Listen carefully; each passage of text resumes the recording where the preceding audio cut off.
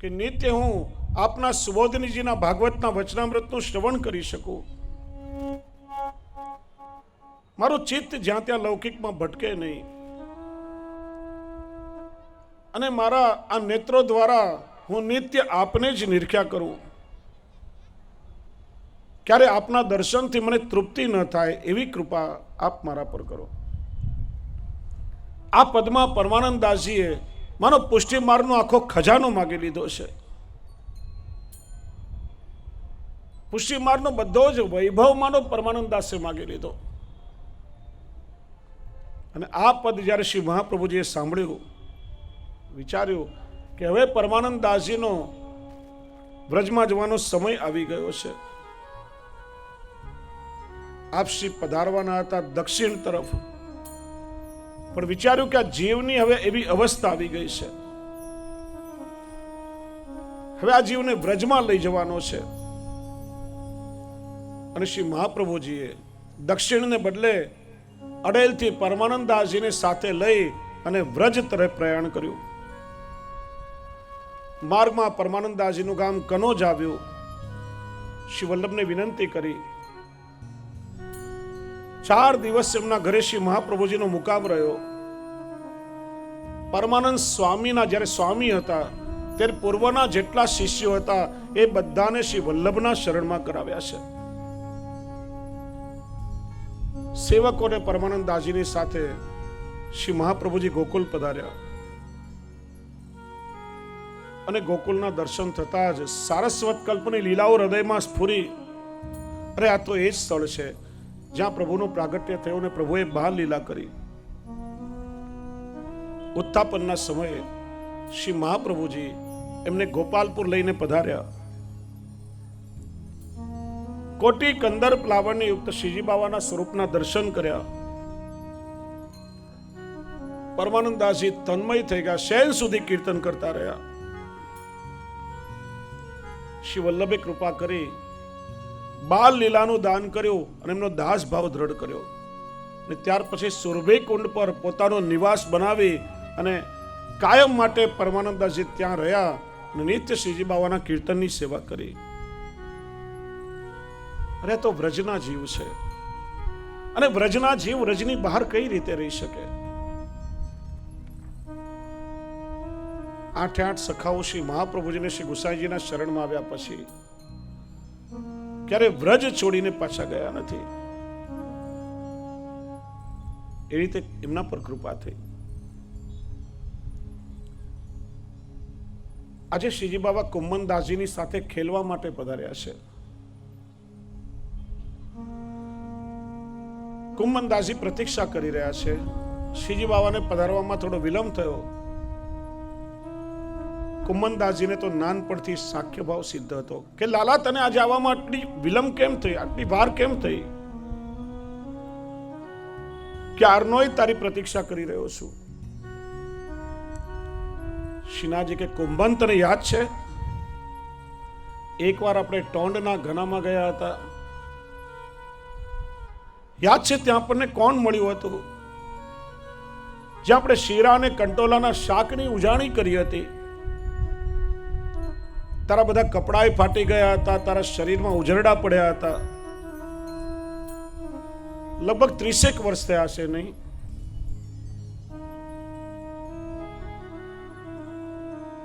યાદ છે કુંભન ત્યાં આપણને કોણ મળ્યું હતું?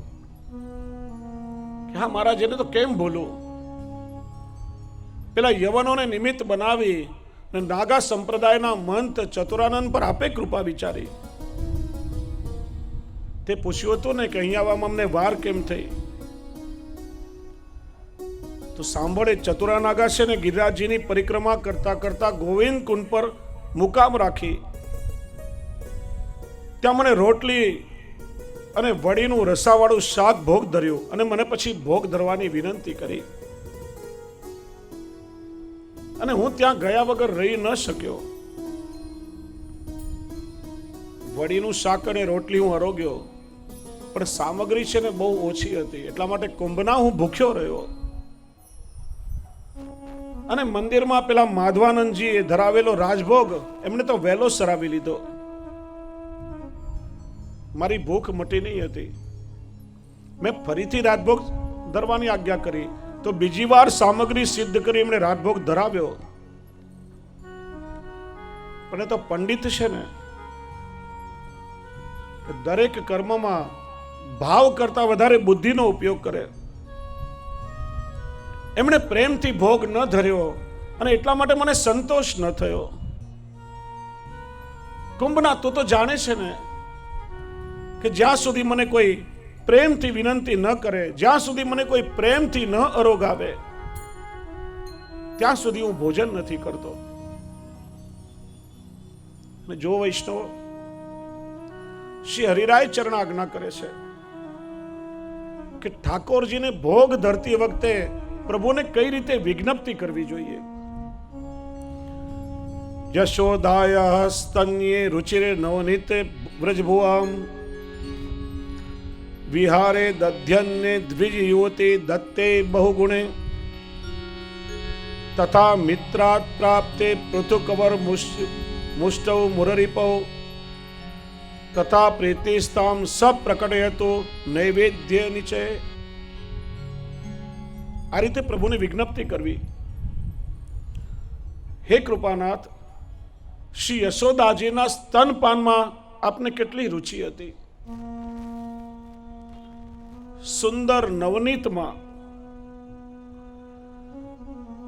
વ્રજભૂમિ વિશેની ક્રીડામાં, ત્યાં વનમાં બ્રાહ્મણોની પત્નીઓએ આપને જે સામગ્રી રોગાવી એ દહીં ભાતમાં, તેમજ મિત્ર સુદામા પાસેથી મળેલા મુઠ્ઠીભર પૌવામાં, હે મુરારી કૃષ્ણ, આપને જેવી પ્રીતિ હતી એવી જ પ્રીતિ કૃપા કરીને પ્રભુ મારા દ્વારા સમર્પિત કરવામાં આવેલા નૈવેદ્યમાં પણ પ્રગટ કરો. એ રીતે જ્યારે પ્રભુને વિજ્ઞપ્તિ કરીએ ત્યારે પ્રીતિપૂર્વક ઠાકોરજી સામગ્રી રોગે છે. અને જ્યાં પ્રભુએ કહ્યું કુંભના હું ભૂખ્યો છું, અર લાલા તું ભૂખ્યો છે એમ વાત છે, અહીં જ બેસ, હમણાં આવ્યો એમ કરીને કુંભનદાસજી પોતાની કુટીરમાં દોડ્યા. ભાતાની પોટલીને લઈને બહાર આવ્યા. લાલા મારી સન્મુખ બેસ, હું તને રોગાવું. શ્રીજી બાબા કે કુંભના મારે તો તારી ગોદીમાં બેસીને રોગવું છે. શ્રીજી બાબા કુંભનદાસજીની ગોદીમાં બિરાજી ગયા છે. કુંભનદાસજીએ ભાતાની પોટલી ખોલી. देख लाला, यह बेजर की रोटी और टेंटी को साग और बैर को अचार. બેજર એટલે જવ અને ચણાના લોટની મસાલાવાળી રોટી, જાડી રોટી. ટેંટીનું શાક એટલે કેરડાનું શાક, અને બેર એટલે બોરનું અથાણું. કુંભનદાસજી શ્રીજી બાબાને રોગાવ્યું છે. કુંભનદાસજી કે લાલા તું બડો नाजुक है, यह सूको कोर तेरे गले में ना उतरेगो. प्रभु आपનું કંઠ તો કોમળ છે, સૂકો કોર કેવી રીતે ઉતરશે? લે થોડી એ છાશ પી લે. એક એક કોર પ્રભુને બેજરની રોટીને ટેટીનો શાકનો અરોગ આવે ને પછી એક ઘૂંટડો પ્રભુને છાશનો અરોગ આવે. જમણા હાથે પ્રભુને અરોગ આવે, ડાબા હાથે પ્રભુના કપોલને સ્પર્શ કરતા જાય, પ્રભુને વહાલ કરતા જાય. છાસ અરોગાવે અને ઠાકોરજી અરોગાવી અરોગી અને પોતાનો છાસ વાળો મુખારવીન કુંભનદાસજીની બંડીમાં પહોંચતા જાય. શ્રીનાથજી કે કુંભનાથ તને પણ ભૂખ લાગી હશે નહીં? આ રોટી તો તે તારા માટે બનાવી હતી નહીં? લે મારું અધરામૃત લઈ લે. એમ શ્રીજી બાબા કુંભનદાસજીને પોતાનું અધરામૃત લેવડાવે. આવી કૃપા તો કુંભનદાસજી પર પ્રભુની નિત્ય હતી. વિક્રમ સંવત 1582 શ્રી મહાપ્રભુજી ગંગાસાગર પધાર્યા અને ભારતની લઘુયાત્રા દરમિયાન ઠાકોરજીએ શ્રી મહાપ્રભુજીને ભૂતલ ત્યાગ કરવાની પ્રથમ આજ્ઞા કરી. ભગવદ આજ્ઞા થઈ એટલે શ્રી મહાપ્રભુજી ચેતી ગયા. હજી ભૂતલના ઘણા કાર્યો કરવાના બાકી હતા, ઘણા દૈવી જીવોને હજી શરણમાં લેવાના બાકી છે. હજી સુબોધનીજીનું કાર્ય અધૂરું છે. ત્રીજા સ્કંદ સુધી સુબોધનીજી લખાયા છે. પણ જ્યાં પ્રભુની આજ્ઞા થઈ, શ્રી મહાપ્રભુજી વિચાર્યું, ભગવદ આજ્ઞા થઈ અને પ્રભુનો સંપૂર્ણ લીલારસ તો 10મા સ્કંદમાં રહેલો છે, એટલે તૃતીય સ્કંદ સુધી પૂર્ણ કરી સીધો શ્રી મહાપ્રભુજીએ 10મા સ્કંદ ઉપર સુબોધનીજીની ટીકા લખવાનું પ્રારંભ કરાવ્યો. એટલા માટે જુઓ, ભાગવતાર્થ પ્રકરણ અને સુબોધનીજી આ બંનેને જ્યારે આપણે જોઈએ ત્યારે સંપૂર્ણ ભાગવત આપણને શ્રી વલ્લભની વાણીમાં સમજાય. બાકીના જે સ્કંદો છે ભાગવતાર્થ પ્રકરણમાં એનું વિવેચન છે, અને તૃતીય સ્કંદ પછી સીધા 10મા સ્કંદ પર શ્રી મહાપ્રભુજીએ ટીકા લખી છે.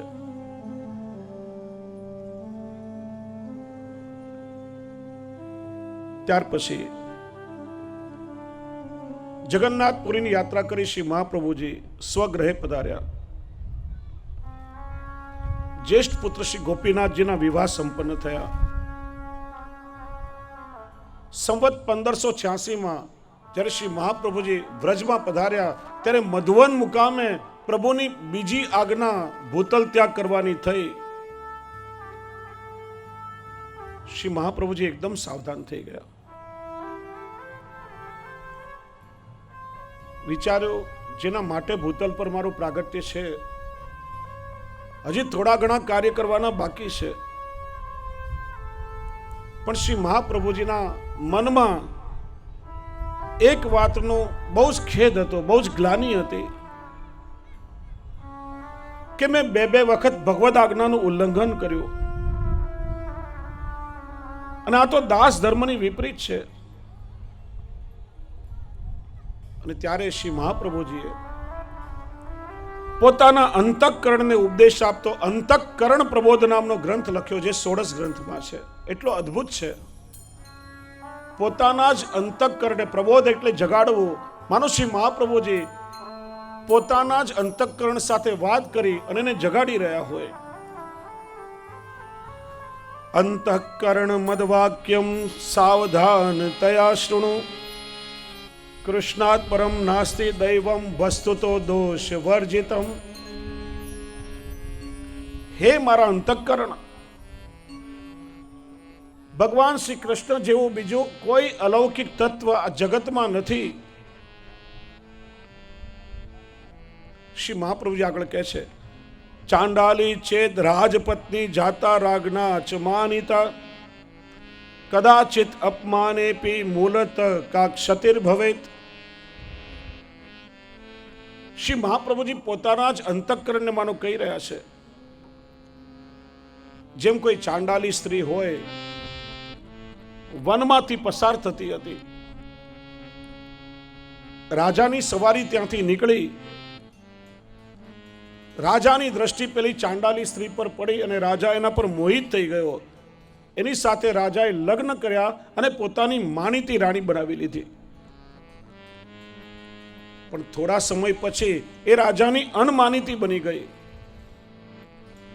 શ્રી મહાપ્રભુજી સમજાવે છે, પેલી ચાંડાલી સ્ત્રી રાજાની રાણી બની, માનીતી બની, પાછી અનમાનીતી બની, પણ એમાં પેલી સ્ત્રીનું શું ગયું? સાવ ચાંડાલી હતી, પણ હવે લોકો એને રાજાની રાણી તો કહે છે. એ માન સન્માન તો એને મળ્યું. એમ હે જીવ, આપણે પણ હજારો દોષોથી ભરેલા હતા. આપણે જીવાત્મા હતા, અનેક જન્મો લઈ સંસારમાં જ્યાં ત્યાં ભટકી રહ્યા હતા. સ્વયં પ્રભુએ બ્રહ્મ સંબંધ દ્વારા આપણું વરણ કર્યું. કમસે કમ લોકો આપણને વૈષ્ણવ તો કહે છે, એનાથી મોટું બીજું સન્માન આપણું શું હોઈ શકે? અરે બ્રહ્મ સંબંધ લીધું, હજી ભલે આપણે ઉત્તમ નથી થયા, પણ આપણા ગળામાં કંઠી જોઈ અને કમસે કમ લોકો આપણને બે હાથ જોડીને જય શ્રી કૃષ્ણ તો કરે છે. એ જ આપણું સૌથી મોટું સન્માન છે. વૈષ્ણવ, હું તમને પૂછું, કોઈ તમને તમારો પરિચય પૂછે તો તમને કેવો પરિચય દેવો ગમે? શું એક બિઝનેસમેન તરીકે? શું એક સફળ વ્યક્તિ તરીકે? શું એક શ્રમજીવી તરીકે? શું એક રાજકારણી તરીકે? કઈ રીતે તમને તમારો પરિચય દેવો ગમે? માણસની ઓળખાણ ઘણી બધી હોઈ શકે, કે પછી એક વૈષ્ણવ તરીકે પોતાનો પરિચય દેવો ગમે. કઈ રીતે ગમે? વૈષ્ણવ તરીકે. અને હું એક વૈષ્ણવ છું, શ્રી વલ્લભનો વૈષ્ણવ છું. એક ખુમારી આપણામાં હોય તો એનાથી મોટું બીજું કોઈ ગૌરવ આપણું નથી.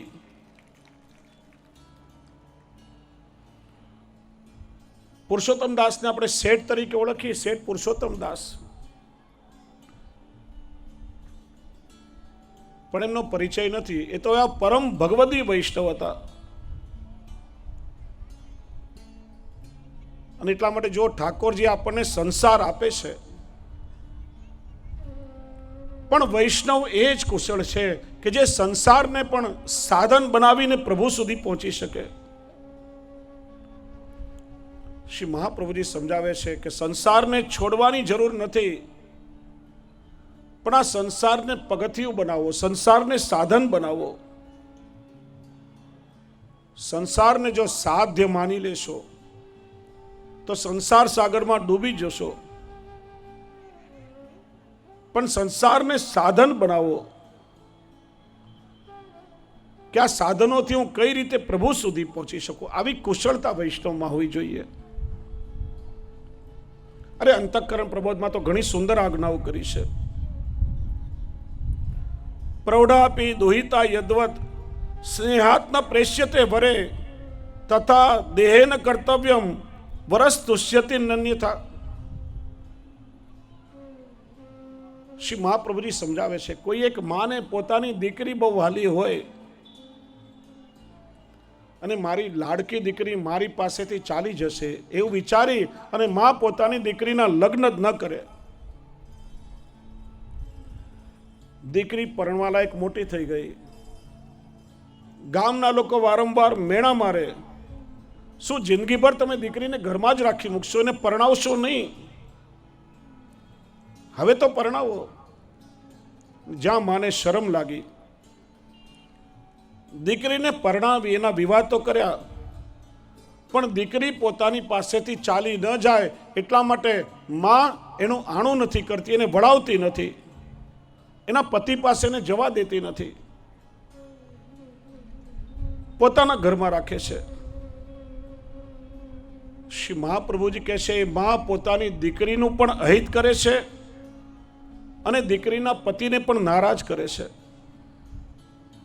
એટલે શ્રી મહાપ્રભુજી કહે છે, હે વૈષ્ણવો, તમે તમારી આ દેહરૂપી દીકરી સાથે એવું નહીં કરતા. અરે બ્રહ્મ સંબંધ કરાવી આ દેહને પ્રભુની સાથે આપણે પરણાવ્યો ખરા,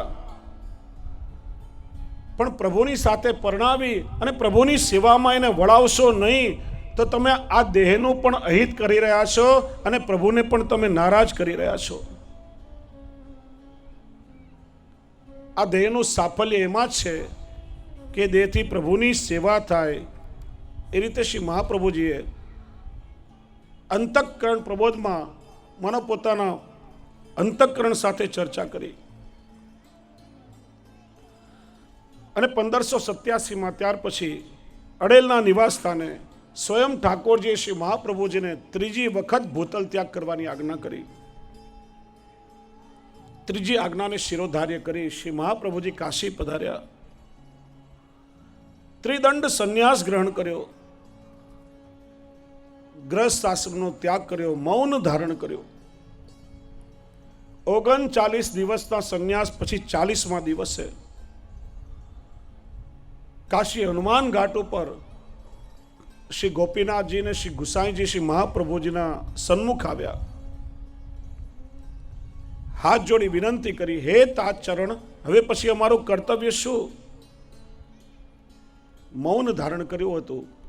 બંને પુત્રોને ઉપદેશ દેવા માટે પોતાની અંગુલીથી શ્રી મહાપ્રભુજીએ રેતીમાં 3.5 શ્લોક લખ્યા. 1.5 શ્લોકની પાદ પૂર્તિ સ્વયં ઠાકોરજીએ કરી, જે શિક્ષા શ્લોકા કહેવાય છે, જેને આપણે સૌ શ્રી વલ્લભનું વસિયતનામું કહીએ છીએ. અંતિમ સમયમાં કોઈ વ્યક્તિ પોતાની મિલકતની વ્યવસ્થા કરવા માટે વસિયતનામું એટલે વિલ લખીને જાય, એમ શ્રી મહાપ્રભુજીએ માનો સમગ્ર વલ્લભી સૃષ્ટિ માટે પોતાનું વસિયતનામું લખ્યું છે. યદા બહિર્મુખા યુયમ ભવિષ્યત કથંચન તદા કાલ પ્રવાસતા દે ચિત્તા દયોપ્યુત. જો સંસ્કૃતમાં 3 વચન હોય, ત્વમ, યુવામ અને યુયમ. એક વ્યક્તિને સંબોધીને કહેવામાં આવે ત્વમ, 2 વ્યક્તિને સંબોધીને કહેવામાં આવે યુવામ, અને 2 થી વધારે હોય તો યુયમ શબ્દનો પ્રયોગ થાય. વિનંતી કરનારા 2 સ્વરૂપ છે, શ્રી ગોપીનાથજી અને શ્રી ગુસાઈજી. તો યુવામ કહેવું જોઈએ, પણ શ્રી મહાપ્રભુજી આજ્ઞા કરી યદા બહિર્મુખા યુયમ, અર્થાત શ્રી મહાપ્રભુજીએ બિંદુ સૃષ્ટિ અને નાદ સૃષ્ટિ આ બંને માટે આજ્ઞા કરી છે. પોતાની દીક્ષા પરંપરા અને પોતાની વંશ પરંપરા, આમ સમગ્ર પુષ્ટિ સૃષ્ટિને આ શિક્ષા શ્લોકામાં શ્રી મહાપ્રભુજી આજ્ઞા કરી છે.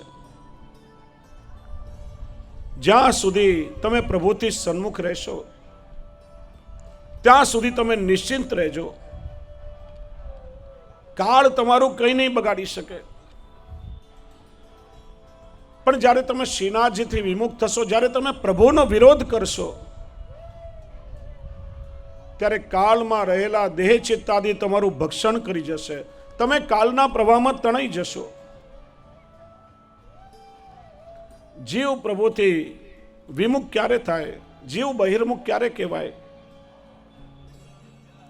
4 કારણથી જીવમાં બહિર્મુખતા આવે. સૌથી પહેલા પુષ્ટિ પ્રભુનો આશ્રય છોડી અન્ય દેવ દેવીઓનો અન્યાશ્રય કરે. પહેલું લક્ષણ છે અન્યાશ્રય. બીજું અસમર્પિત, પ્રભુનું સમર્પિત છોડી જ્યાં ત્યાં ખાનપાન કરવા લાગે. ત્રીજું છે અસદાલાપ, પ્રભુનું નામ છોડી લૌકિક ભબડાટ કર્યા કરે. અને ચોથું દુસ્સંગ, સત્સંગ છૂટે અને દુર્જનોનો સંગ લાગે ત્યારે જીવનો ભાવ બગડે અને જીવ પ્રભુથી વિમુખ થાય છે.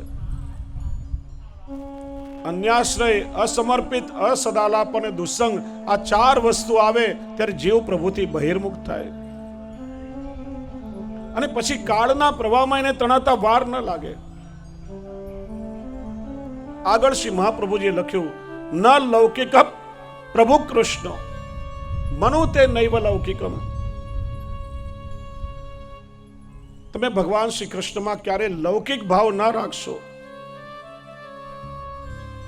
પ્રભુ તમારું લૌકિક ક્યારે નહીં વધારે, કેમ કે પ્રભુ તો સંસારના વેરી છે. અને વિશ્વાસ રાખજો કે પ્રભુ તમારી લૌકિક ગતિ પણ નહીં થવા દે. જ્યાં શ્રી વલ્લભે આ ઉપદેશ લખ્યો, સામે શ્રીનાથજીનું સ્વરૂપ પ્રગટ થઈ ગયું. અને 3જો શ્લોક શ્રીનાથજીની સામે દ્રષ્ટિ કરતા કરતા શ્રી વલ્લભે લખ્યો છે, ભાવસ્તત્રાપ્ય સ્મદીય સર્વસ્વશ્ચૈ હિતશ્ચ પરલોકસ્ય તેનાયમ સર્વભાવેન સર્વથા સેવ્ય સ એવ ગોપીશો વિદાસ્યત્યખિલમ હિના. શ્રી મહાપ્રભુએ બતાવ્યું, આ જે પ્રગટ સ્વરૂપ છે ને, એને ભૂલી અને તમે ક્યારે પ્રભુથી વિમુખ ન થશો. જો તમારી દ્રઢતા પ્રભુના ચરણમાં રહેશે તો ક્યારે તમારું અહિત નહીં થાય. આપણા આલોક અને પરલોક બંને પ્રભુથી જ સિદ્ધ થાય છે. અને આ જે પ્રગટ સ્વરૂપ છે એને સર્વાત્મ ભાવપૂર્વક સેવા આશ્રય પર્યંત પ્રભુ તમારું સર્વ અલૌકિક ફળ સિદ્ધ કરશે. જરા 3.5 શ્લોક શ્રી મહાપ્રભુજી લખ્યા, ત્યારે 1.5 શ્લોક સ્વયં શ્રીનાથજીએ લખ્યો અને માનો શ્રી વલ્લભની આજ્ઞા પર ઠાકોરજીએ પોતાના હસ્તાક્ષર કર્યા છે. મયી ચેદસ્તિ વિશ્વાસ શ્રી ગોપી જન વલ્લભે તદા કૃતાર્થા યુયમિ શોચનીયમ ન કરહિચિત મુક્તિ હિત્વાન્યતારૂપમ સ્વરૂપેણ વ્યવસ્થિતિ. बोलिए श्री वल्लभाधीश मेरे तो आधार श्री वल्लभ के चरणार विंद. मेरो तो आधार वल्लभ के चरणार विंद. मेरो तो आधार श्री वल्लभ के चरणार विंद. मेरो तो आधार श्री वल्लभ के चरणार विंद. वल्लभ के चरणार विंद श्री विठ्ठल के चरणार विंद. श्री वल्लभ के चरणार विंद श्री विठ्ठल के चरणार विंद. वल्लभ के चरणार विंद श्री विठ्ठल के चरणार विंद. वल्लभ के चरणार विंद श्री विठ्ठल के चरणार विंद. બેસી જાઓ બધા પોતાના સ્થાન પર.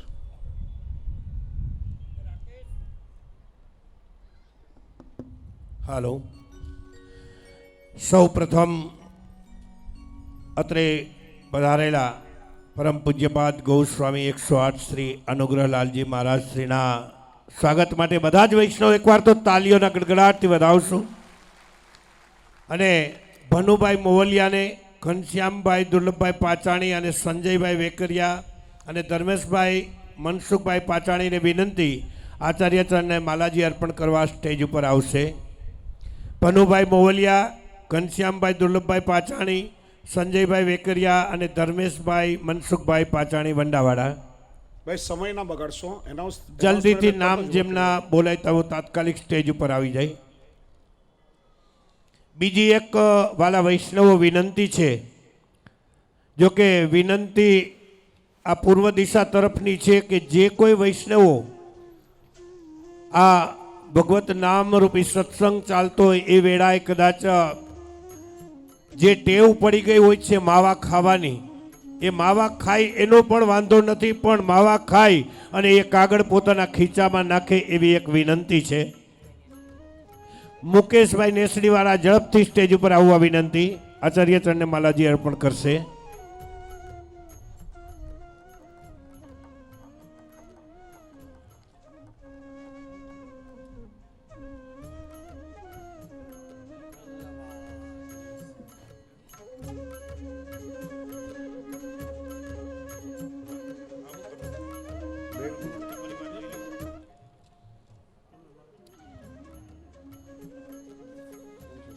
ત્યાર પછી વાલા વૈષ્ણવ વલ્લભ પુષ્ટિ પરિવાર આપણે શ્રી દ્વારકેશ યુવક મંડળ જે બંધ કરેલ છે અને શ્રી દ્વારકેશ લાલજી મહારાજ શ્રીની અધ્યક્ષતામાં અને શ્રી પુરુષોત્તમ લાલજી મહારાજ શ્રીની રાજુબાવાની ઉપાધ્યક્ષતામાં મંડળ વલ્લભ પુષ્ટિ પરિવાર કરેલ છે. તો દરેક વૈષ્ણવો સભ્ય બની આ મંડળમાં જોડાવા વિનંતી છે.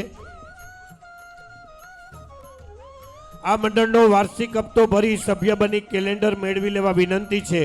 વાલા વૈષ્ણવો, આ બંને મંડળ પુરુષોત્તમ મહિલા મંડળ અને એ તો બંધ થઈ ગયું છે, અને વલ્લભ જે શ્રી દ્વારકેશ યુવક મંડળ હતું એ પણ બંધ કરી અને બંનેનો સમન્વય સાથે કરી અને આપણે વલ્લભ પુષ્ટિ પરિવાર એ એક ચાલુ કરેલું છે. તો દરેક સભ્યોને, કારણ કે વ્યક્તિગત પહોંચી ન શકવાને કારણે આપનું એડ્રેસ અહીંયા હોય તો આ પત્રિકા આવા અલૌકિક કાર્યક્રમ હોય ત્યારે આપના ઘર સુધી પત્રિકા પહોંચાડવામાં પણ સહેલું પડે. તો દરેક વૈષ્ણવો, અંદાજ અમારો એવો છે કે 5000 સભ્યો કરવાના છે. તો જેમ બને તેમ વલ્લભ પુષ્ટિ પરિવારના સભ્ય બની કાઉન્ટર ઉપર નોંધણી કરવા વિનંતી છે. અને ખાસ આપણા પુષ્ટિ માર્ગના નાના નાના બાળકો, જેમ કાલે આચાર્ય ચરણોએ, કારણ કે આપણે જે છીએ એ આચાર્ય ચરણના સ્વયં દાસ રૂપે બની અને એમની સાથે સખ્યતાથી આપણે હળી મળી રહી અને આવો અલૌકિક કાર્યક્રમ માટે એક બાલ પુષ્ટિક શાળાનો પણ ભવ્ય સુંદર એવું વ્રજ વિલાસ હવેલી આપણે કાર્યક્રમ સુંદર રાખેલો છે. તો આપના બાળકને ત્યાં નામ નોંધાવી અને આપણા બાળકને દર શનિવારે 5:30નો આ કાર્યક્રમ હોય છે. તો આપણા બાળકને વલ્લભ પુષ્ટિ પરિવારની અંદર દાખલ કરી પુષ્ટિ માર્ગનું જ્ઞાન આપીએ. જેમની શુભ શરૂઆત આચાર્યચરણની કૃપાથી થઈ ચૂકી છે. તો એની અંદર જે વૈષ્ણવો પોતાની સુલક્ષ્મી વિનિયોગ કરાવી રહ્યા છે એવા ભરતભાઈ છગનભાઈ ચોડવડિયા સિમરણવાળા 11,001 રૂપિયા પોતાની સુસંપત્તિ વિનિયોગ કરે છે. જયંતિભાઈ નાગજીભાઈ નાના રાજકોટ 21,001 રૂપિયા.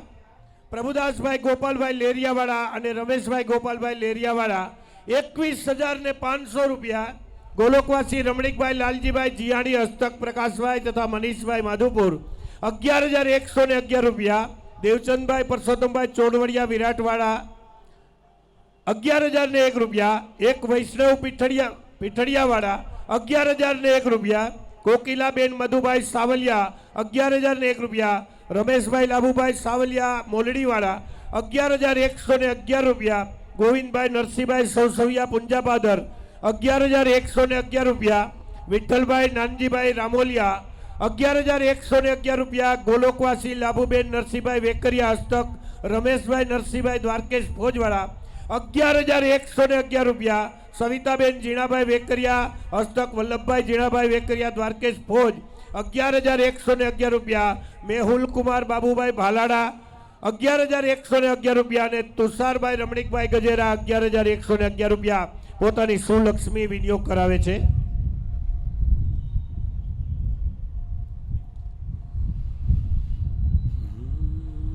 બીજું વાલા વૈષ્ણવ કથા ગ્રાઉન્ડની અંદર જે આપ સર્વ આસન ઉપર ખુરશી ઉપર બેઠા છો તે પ્રસાદી રૂપે ખુરશી આપવામાં આવશે, જેની ન્યોછાવર ફક્ત 750 રૂપિયાની જોડી.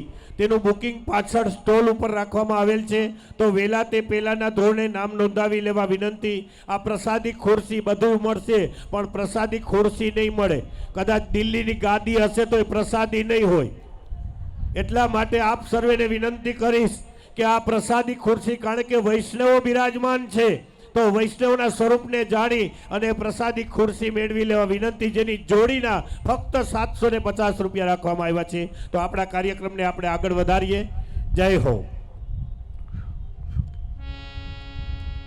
બોલીએ શ્રી ગોવર્ધન નાથ કી જય. આપણે ચર્ચા કરી રહ્યા હતા. 3.5 શ્લોક શ્રી વલ્લભે લખ્યા અને 1.5 શ્લોક સ્વયં શ્રીજી બાવાએ પોતે લખ્યો છે. માનો શ્રી વલ્લભના હસ્તાક્ષરમાં પોતાની મોહર પ્રભુએ લગાડી હોય. શ્રીનાથજી આજ્ઞા કરી, જો તમને મારામાં અર્થાત મારા શ્રી ગોપીજન વલ્લભ સ્વરૂપમાં વિશ્વાસ હશે તો તમે કૃતાર્થ છો. તમારા દરેક પુરુષાર્થો સિદ્ધ થઈ જશે. તમારે કોઈ પણ પ્રકારનો શોક કરવાનો રહેશે જ નહીં. અને પ્રાચીન ભગવદીઓ પાસે સાંભળ્યું છે કે જ સમય શ્રી મહાપ્રભુજીએ શ્રીનાથજીને મનોમન વિનંતી કરી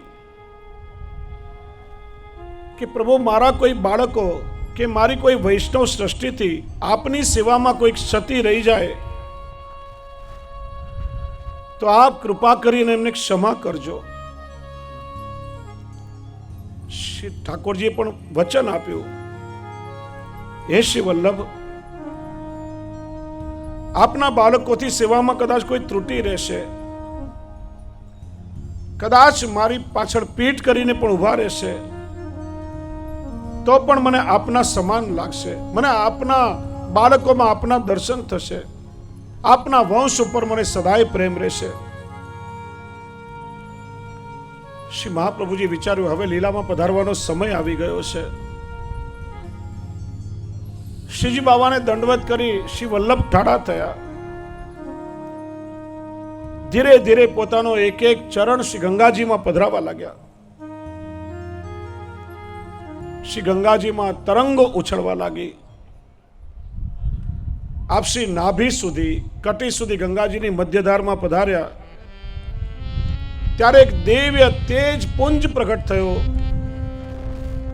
અને ઠેઠ સૂર્યમંડળ સુધી જઈને સ્થિર થયો. હજારો સેવકો અને ત્યાં ઉપસ્થિત અન્ય વ્યક્તિઓએ પણ અલૌકિક લીલાના દર્શન કર્યા. તે સમયે કોઈ વિદેશી અંગ્રેજ લેખક ભારતના વિશ્વવિદ્યાલયમાં અભ્યાસ કરવા માટે આવ્યો હતો. ભાગ્યવશે અંગ્રેજ પણ ત્યાં ઉપસ્થિત હતો.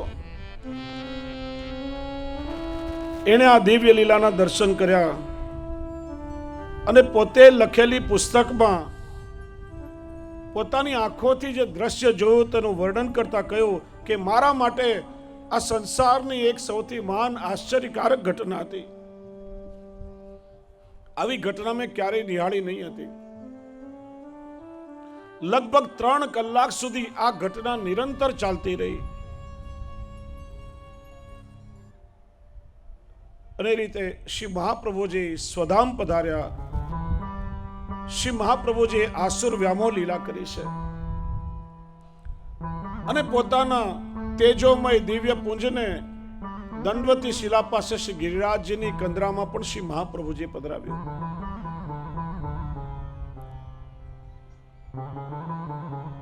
અને એટલા માટે તો ગોવર્ધનો સ્થિત ઉત્સાહ પ્રિય વ્રજ સ્થિત શ્રી વલ્લભ નિત્ય શ્રી ગિરિરાજજીમાં બિરાજે છે.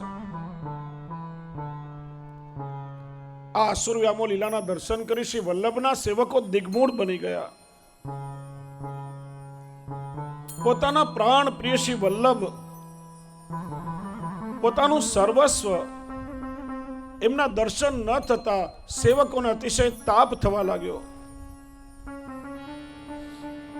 અને શ્રી મહાપ્રભુજીના સેવકના નેત્રો શ્રી વલ્લભને શોધી રહ્યા છે.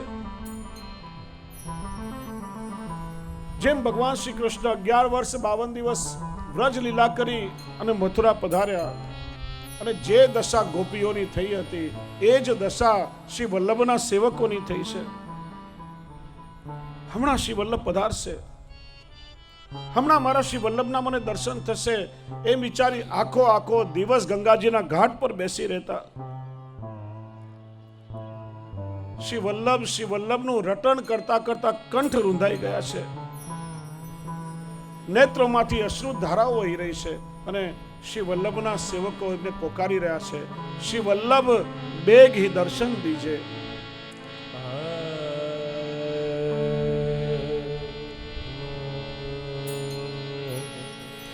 શ્રી વલ્લભ બેગ હી દર્શન દીજે.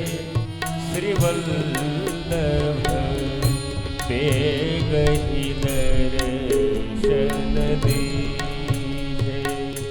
શ્રી વલ્લભ બેગી દર્શન દીજે. સવારે નેત્ર ખુલતા જ નેત્રની સન્મુખ શ્રી વલ્લભના મુખારવિંદના દર્શન કરવા ટેવાયેલા હતા અને આજે સન્મુખમાં શ્રી વલ્લભ નથી એ વાત એમના માનવામાં નથી આવતી, મન કબૂલ નથી કરતું.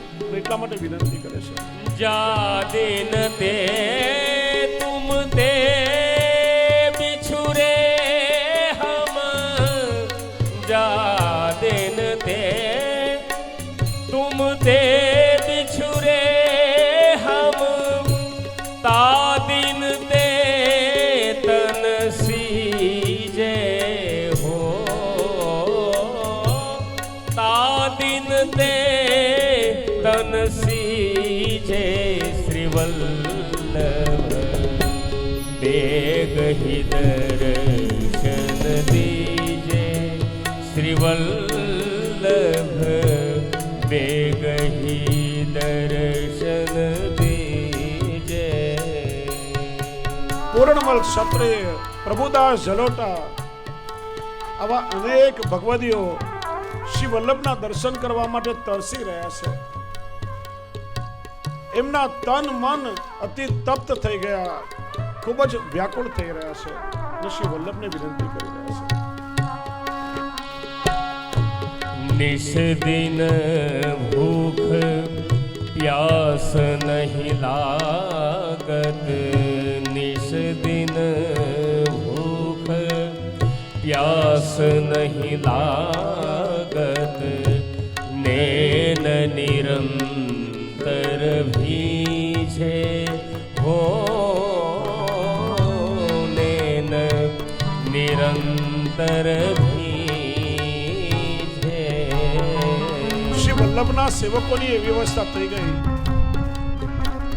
શ્રી વલ્લભનું સ્મરણ કરતા કરતા નેત્રમાંથી નિરંતર અશ્રુ ધારા વહી રહી છે.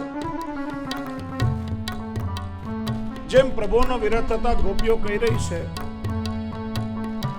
નિષદિન બરસત નયન હમારે. પ્રભુ આપ જ્યારે વ્રજમાં હતા ને ત્યારે તો 6 ઋતુઓ વ્રજમાં હતી, પણ આપના પધાર્યા પછી તો 12 મહિના અમારા માટે ચોમાસું ચોમાસું છે. એમ શ્રી વલ્લભના સેવકો પણ વિનંતી કરી રહ્યા છે. અમારા નેત્ર સુકાવાનું નામ નથી લેતા. ભૂખ, તરસ, ઊંઘ, દેહના ધર્મો બધું વિસરાઈ ગયું છે.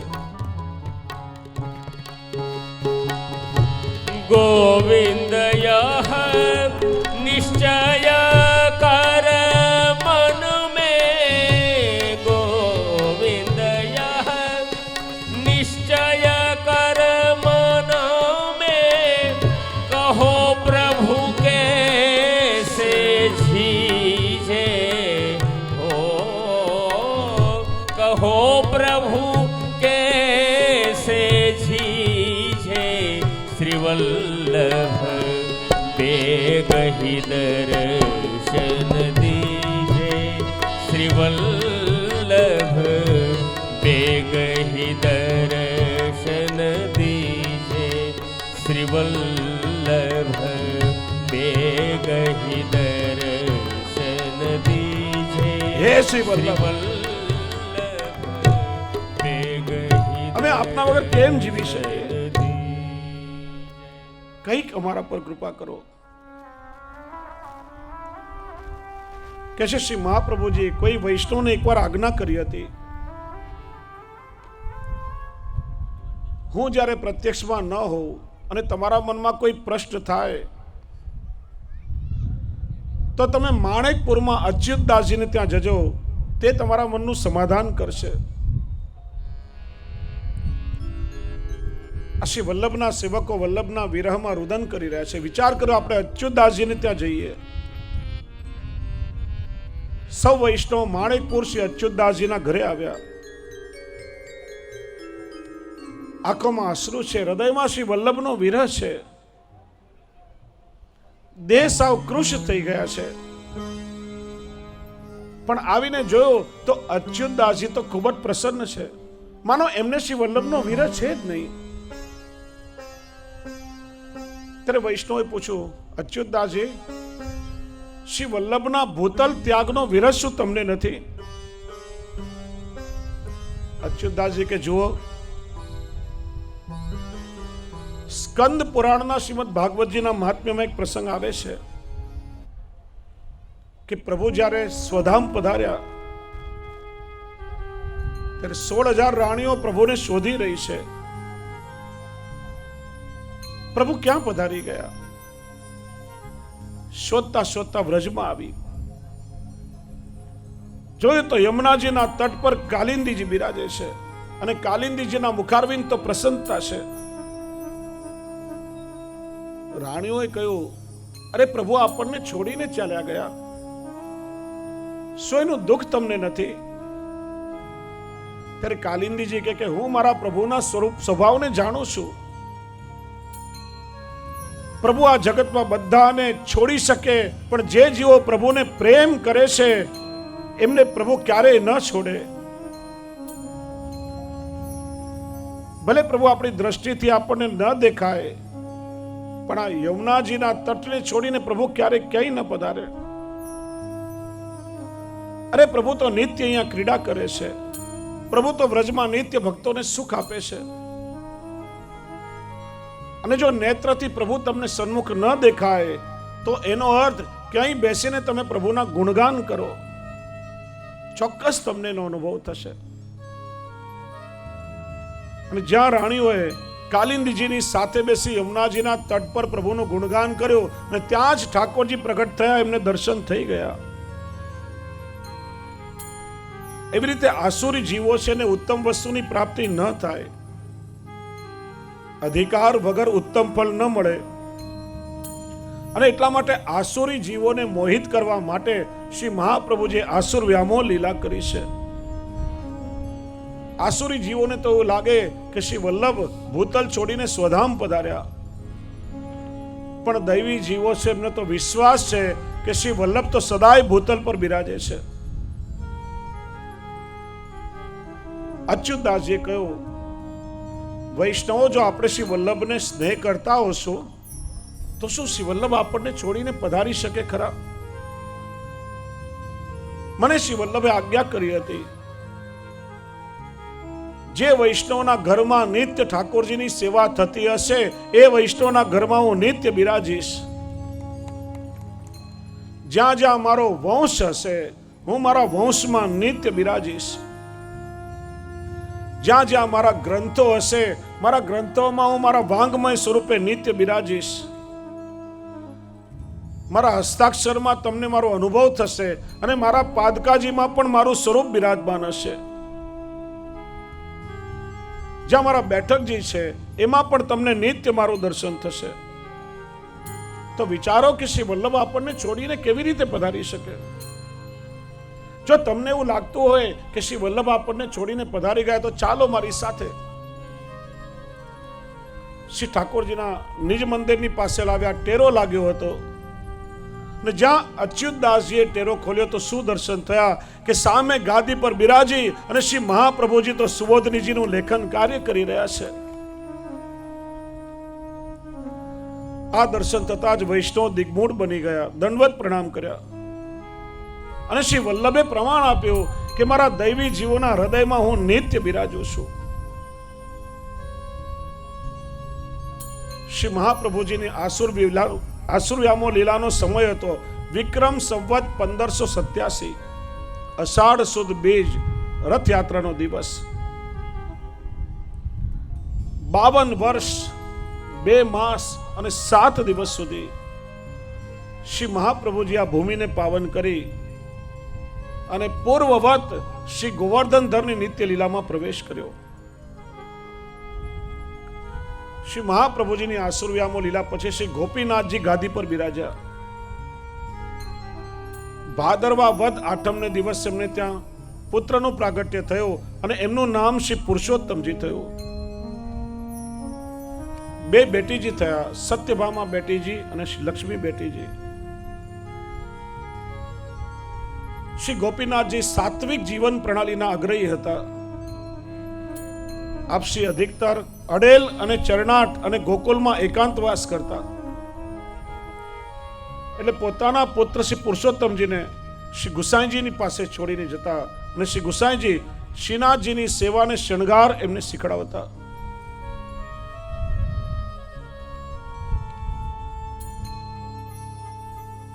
શ્રી પુરુષોત્તમજી પણ શ્રી ગુસાઈજીનો ખૂબ જ આદર કરતા. શ્રી મહાપ્રભુજીએ શ્રી ગુસાઈજીની બધી જવાબદારી શ્રી ગોપીનાથજીને સોંપી હતી. શ્રી ગુસાઈજી પણ ગોપીનાથજીને પિતૃતુલ્ય જાણતા. સંવત 1588 ગુસાઈજીના વિવાહ પ્રસ્તાવ વિશ્વનાથ બાગરોદીજીની કન્યા રૂકમણજી સાથે ધામધૂમથી શ્રી ગોપીનાથજીએ કરાવ્યા. બંને ભાઈઓ વારા ફરતી, એક અડેલ માતાજી પાસે બિરાજે તો બીજા ભાઈ ગોપાલપુર શ્રીનાથજીની સેવા કરવા પધારે. ગુસાઈજી અહીંયા અડેલમાં જવાબદારી સંભાળે તો ગોપીનાથજી ગોપાલપુર પધારે ને ગોપીનાથજી અડેલ બિરાજે તો શ્રી ગુસાઈજી ત્યાં પધારે. શ્રી ગોપીનાથજીએ ગુજરાત, સિંધ, દ્વારકા, જગન્નાથપુરી અનેક સ્થળોનો પ્રવાસ કરી એ સમયમાં 1 લાખ મુદ્રાઓ દ્વારા શ્રીનાથજીના આભૂષણો, ચાંદીના પાત્રો આદિ તમામ સાહિત્ય સિદ્ધ કરાવ્યું અને શ્રી મહાપ્રભુજી દ્વારા સ્થાપિત પ્રણાલિકાનું ચુસ્તપણે આપ શ્રી પાલન કરતા. એક દિવસ કૃષ્ણદાસ અધિકારીના મનમાં કંઈક ખટક્યું. વિચાર કર્યો શ્રી ગુસાઈજીના દર્શન બંધ કરવા છે. શ્રી ગોપીનાથજીના પુત્ર પુરુષોત્તમજીને ચડાવ્યા કે તમે તો ગોપીનાથજીના પુત્ર છો, તિલકાયતનું સ્થાન તો તમારું કહેવાય, અને શ્રી ગુસાઈજી તો પોતાની મનમાની ચલાવે છે. આ સેવા શિંગારની બધી જવાબદારી તમે સંભાળી લો. શ્રી પુરુષોત્તમજી કૃષ્ણદાસ અધિકારીજીની વાતમાં આવી ગયા અને શ્રી ગુસાઈજીના દર્શન કરવા પર પ્રતિબંધ મૂક્યો. 6 મહિના સુધી ચંદ્ર સરોવર પરાસોલી પર શ્રી ગુસાઈજી બિરાજ્યા. શ્રીનાથજીના મંદિરમાંથી પરાસોલી તરફ એક બારી હતી અને એ બારીમાંથી શ્રીનાથજી નિત્ય શ્રી ગુસાઈજીને દર્શન આપતા. રામદાસ મુખિયાજી પ્રતિદિન શયન પછી પ્રસાદી માલા અને ચરણોદક પધરાવી અને શ્રી ગુસાઈજીની સન્મુખ થતા અને શ્રી ગુસાઈજી પોતે સ્વસ્તે જે માલા સિદ્ધ કરી રાખે એ રામદાસ મુખિયાજીને સોંપતા. કૃષ્ણદાસજીને ગમતું નહીં, પણ બીજું કોઈ ત્યારે સેવા કરવા વાળું નહીં હતું. અને આ ઘટના થોડી પૂર્વમાં બની હતી. જે શ્રીનાથજીના પ્રસાદી બીડા આવે એના ઉપર શ્રી ગુસાઈજી વિજ્ઞપ્તિ લખીને મોકલતા, એ કેળના પત્ર ઉપર, અને સામે શ્રીનાથજી પોતાના મુખારવિંદના બીડીના પીકથી એ વિજ્ઞપ્તિનો ઉત્તર પણ લખીને મોકલતા, અને શ્રી ગુસાઈજી એને જલમાં ઘોળીને આપ અરોગી જતા. અને એટલા માટે શ્રીનાથજીએ લખેલા ઉત્તરો આજે આપણને પ્રાપ્ત નથી.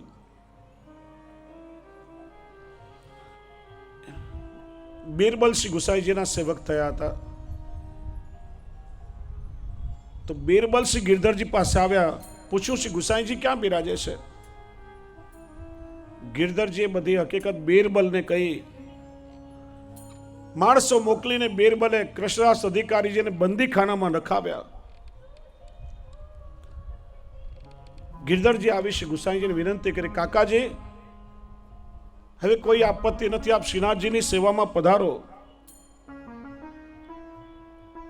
આપે આજ્ઞા કરી, કૃષ્ણદાસ અધિકારીજીની આજ્ઞા થશે તો જ અમે સેવામાં આવશું. ત્યારે શ્રી ગિરધરજીએ વિનંતી કરી કે એમને તો બીરબલે બંદીખાનામાં નાખ્યા છે. અને આ સાંભળી શ્રી ગુસાઈજીને અત્યંત દુઃખ થયું, નેત્રમાંથી અશ્રુ ટપક્યા. અરે શ્રી વલ્લભના સેવકની આ સ્થિતિ! અરે જ્યાં સુધી કૃષ્ણદાસ અધિકારી નહીં આવે ત્યાં સુધી અમે અન્ન જલ પણ નહીં લઈએ. મારતે ઘોડે શ્રી ગિરધરજી આગ્રા પધાર્યા. બીરબલને બધી વાત કહી કે જ્યાં સુધી તમે કૃષ્ણદાસ અધિકારીજીને નહીં છોડો ત્યાં સુધી કાકાજી અન્ન જલ પણ નહીં લે. અને જ્યારે કૃષ્ણદાસ અધિકારીજીને લઈ અને શ્રી ગિરધરજી શ્રી ગુસાઈજીની પાસે આવ્યા ત્યારે કૃષ્ણદાસજીએ સાષ્ટાંગ દંડવત કરીને પદ ગાયો કે તાહી કો સિર નાઈએ જો શ્રી વલ્લભ સુત પદ રજ રતી હોય. આ પદ સાંભળી શ્રી ગુસાઈજી ખૂબ પ્રસન્ન થયા. કૃષ્ણદાસ અધિકારીજીએ ક્ષમા યાચના કરી. શ્રી ગુસાઈજી ફરીથી શ્રીનાથજીની સેવામાં પધાર્યા. એ દિવસ હતો અષાઢ સુદ છઠ, કસુંબા છઠનો દિવસ. અને શ્રીજી બાવાને સુંદર કસુંબલ પાગ પિછોરના શિંગાર ધર્યા. અને શેનના સમયમાં કૃષ્ણદાસ અધિકારીજીને અધિકારીનો દુસાલો શ્રી ગુસાઈજી ઓઢાડ્યો. અને ત્યારે પદ એમણે ગાયું, જે પુષ્ટિમાર્ગમાં પ્રસિદ્ધ પદ છે, પરમ કૃપાળુ શ્રી વલ્લભ નંદન કરત કૃપા નિજ હાથ દે માથે. આ રીતે પોષ સુદ છઠ થી અષાઢ સુદ પાંચમ 6 મહિના શ્રી ગુસાઈજીને વિપ્રયોગ કરાવ્યો છે. થોડા સમય પછી નાના શ્રી પુરુષોત્તમજી સદેહ ગિરિરાજજીની કંદરામાં પધાર્યા. શ્રીનાથજીએ લીલામાં એમનો અંગીકાર કર્યો. પુરુષોત્તમજીના નિત્ય લીલા પ્રવેશ પછી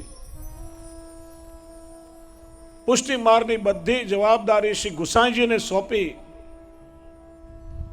અને શ્રી ગોપીનાથજી જગન્નાથપુરીની યાત્રા કરવા પધાર્યા. અને સંવત 1620માં જગન્નાથરાયજીના દર્શન કરતા કરતા બલભદ્રજીએ પોતાનું મુખારવિંદ ખોલ્યું અને શ્રી ગોપીનાથજી સદેહ બલભદ્રજીના મુખારવિંદમાં થઈ અને પોતાના મૂળ સ્વરૂપને પ્રાપ્ત થયા. અહીં પ્રભુ હવે નવી લીલા કરી. શ્રીનાથજીનું મુખારવિંદ થોડું અપ્રસન્ન લાગી રહ્યું હતું, મુખ પર એક ઉદાસી હતી. કુમનદાસજીએ પૂછ્યું, લાલા આજે આપના મુખ પર ઉદાસી કેમ? શું અમારાથી કોઈ અપરાધ થયો છે? શ્રીનાથજી કે, કુંભના, મારી આ અપ્રસન્નતા આજની નથી પણ ઘણા સમયની છે, પણ હવે મારાથી સહન થાય એમ નથી. કુંભનદાસ કહે કે, લાલા તારી આ વાકી ભાષા મારી સમજમાં નથી આવતી. સ્પષ્ટ કહી દે ને તને શું પરિશ્રમ થયો છે, તો કંઈક ઉપાય પણ કરી શકાય. શ્રીનાથજી કે, જો શ્રી મહાપ્રભુજીએ મારી સેવામાં જે બંગાળીઓ રાખ્યા છે ને, એ ચોરીઓ બહુ કરે છે. ગોપીનાથજીએ પરદેશ કરી જે આભૂષણ, પાત્ર ઇત્યાદિ સિદ્ધ કરાવ્યા, એમાંથી ચોરી કરી કરી અને પાત્રો બંગાળીઓ લઈ જઈ અને એમના ગુરુના આશ્રમમાં ભેગું કરે છે. અને વળી હમણાં થોડા દિવસથી નવો ઉપદ્રવ શરૂ થયો કે આ બંગાળીઓ જ્યારે મારી સેવા કરવા આવે ત્યારે ચૂપચાપ વૃંદા દેવીની મૂર્તિ સંતાડીને લઈ આવે અને મને ભોગ ધરે ત્યારે મારી આગળ વૃંદા દેવીની મૂર્તિ પધરાવી દે. પહેલા એમની આરતી ઉતારે ને પાછા જતી વખતે સંતાડીને ચૂપચાપ લઈ જાય. મારી સેવામાં બહુ અનાચાર થઈ રહ્યો છે. કુંભનદાસજી કહ્યું, લાલા બધું ક્યારથી ચાલે છે? શ્રીનાથજી કે, જ્યારથી શ્રી આચાર્યજી ભૂતલ પર બિરાજમાન હતા ત્યારથી. કે આપે એમને કેમ ન જણાવ્યું? કે હું જણાવત તો ધર્મ સંકટ થાત, કારણ કે સ્વયં શ્રી મહાપ્રભુજીએ બંગાળીઓને મારી સેવાનું વચન આપ્યું હતું અને એટલા માટે મારી સેવામાંથી બંગાળીઓને કાઢી પણ ન શકત અને મારી અપ્રસન્નતા શ્રી વલ્લભ જીરવી પણ ન શકત અને એટલા માટે હું ચૂપ હતો. પરંતુ ચોરીની સાથે સાથે આ દેવી પૂજાનો અપરાધ હવે મારાથી સહન નથી થતો અને આ ભાવ શૂન્ય બંગાળી ગૌડિયાઓથી હવે હું છૂટવા માંગુ છું. માધવેન્દ્ર યતિ બિચારા ખૂબ જ ભોળા અને વિદ્વાન છે, પણ એમના શિષ્યો દુરાચારી છે. એમનામાં જરાય આચાર વિચાર નથી અને આ બધું હવે મારાથી સહન નથી થતું. કુંભનદાસજી કહે, લાલા આ બધી વ્યવસ્થાની જવાબદારી તો કૃષ્ણદાસજીની છે, આપ એમને વાત કરો. શ્રીનાથજી કે, એમને જો હું વાત કરીશ ને સીધે સીધી તો એમનામાં અધિકારીનો અહંકાર આવી જશે અને આ બધી જ પરિસ્થિતિ મેં અવધૂત દાસજીને કહી છે.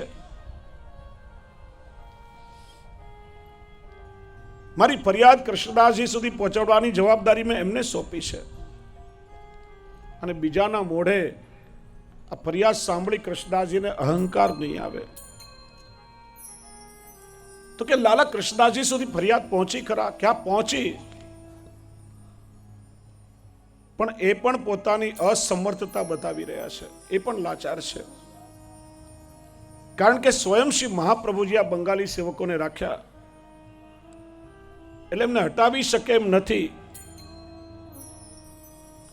બીજું, માધવાનંદજી ભલા ભોળા છે પણ એમની એક મોટી તકલીફ છે કે એમને મારા મુકુટ કાશીના શિંગારમાં બહુ આસક્તિ છે અને 12 મહિના મારા શ્રીઅંગ પર ચંદન લગાડવાની સેવા એમને બહુ પ્રિય છે. હવે ઉષ્ણકાલ હોય તો સમજાય, પણ શીતકાલમાં પણ હર બીજે ત્રીજે દિવસે મારા મુકુટ કાશીના શિંગાર કર્યા કરે અને મારા આખા દેહ ઉપર ચંદન લેપન કરે. જો તો કુંભના, હું ઠંડીમાં કેવો ધ્રુજી રહ્યો છું. અને એમ કરી અને શ્રીનાથજી બાવા થરથર ધ્રુજવા લાગ્યા અને મુખારવિંદથી કડકડાટી બોલાવી. કુંભનદાસજી દોડતા ગયા અને પોતાની ઝૂંપડીમાંથી એક ધાબળો લઈને આવ્યા, પ્રભુને ઓઢાડ્યો, લાકડા છાણા ભેગા કરીને તાપણું પેટાવ્યું, પણ પ્રભુની ઠંડી દૂર ન થઈ. કુંભનદાસજીએ જલ ગરમ કર્યું, એમાં એક વસ્ત્ર બોળી અને ઠાકોરજીને અંગ વસ્ત્ર કરી અને એ ચંદન દૂર કરવા લાગ્યા, ચંદન પહોંચવા લાગ્યા કે લાલા હવે તારી ઠંડી દૂર થઈ. પણ શ્રીનાથજી તો હજી ધ્રુજી રહ્યા છે. અને કુંમનદાસજીએ શ્રીજી બાવાને પોતાની બંને ભુજાઓમાં સમેટી અને પોતાના હૃદય સાથે લગાવી લીધા. અને ભક્ત અને ભગવાનનું આવું મિલન જોઈ ગાયો પણ ભાંભરવા લાગી. અને કહે છે ને, ભક્તના હૃદયની ઉષ્માથી શ્રીજી બાવાની ઠંડી દૂર થઈ છે. બબ્બે ધાબળા ઓઢાડવા છતાં પ્રભુની ઠંડી દૂર ન થઈ. જ્યાં કુંમનદાસજીએ પ્રભુને હૃદયથી લગાડ્યા ત્યારે ભક્તના હૃદયની ઉષ્માથી પ્રભુની ઠંડી દૂર થઈ. કુંમનદાસજીએ દૂધ ગરમ કરીને પ્રભુને દૂધનો કટોરો રોગાવ્યો. અને બીજે દિવસે માધવાનંદજી ચંદનનો કટોરો લઈ શ્રીજી બાવાની પાસે આવ્યા. શ્રીનાથજી મંદ મંદ હાસ્ય કરવા લાગ્યા. માધવાનંદજી કે પ્રભુ આજે તો આપ બહુ પ્રસન્ન લાગી રહ્યા છો. પહેલા તો ક્યારે આટલા પ્રસન્ન નહીં લાગતા, શું વાત છે? શ્રીનાથજી આજ્ઞા કરી, માધવાનંદ આપ શ્રી વલ્લભના વિદ્યા ગુરુ છો અને આપના દ્વારા જ, શ્રી વલ્લભના દ્વારા જ આપને આ સેવા મળી છે. તમે વિદ્વાન છો, નિષ્ઠાથી મારી સેવા કરો છો, પણ તમે 12 મહિના અમને ચંદન સમર્પિત કરો છો, એમને રૂચતું નથી. અને તમે જે ચંદન અમને સમર્પિત કરો છો ને, એ ચંદન એટલું ઉત્તમ પણ નથી, એમાં એટલી સુગંધ પણ નથી. અમારી ઈચ્છા છે કે દક્ષિણમાં મલયાચલ પર્વત છે, ત્યાંનું મલયાગીર ચંદન એટલું ઉત્તમ છે, ચંદનના સઘન વનો ત્યાં છે. તમે ત્યાંથી એ ચંદન લાવીને એમને સમર્પિત કરો, ત્યારે જ અમે હવે તમારા હાથે ચંદન લગાડાવશું. ત્યાં સુધી અમે ચંદન વગર રહીશું.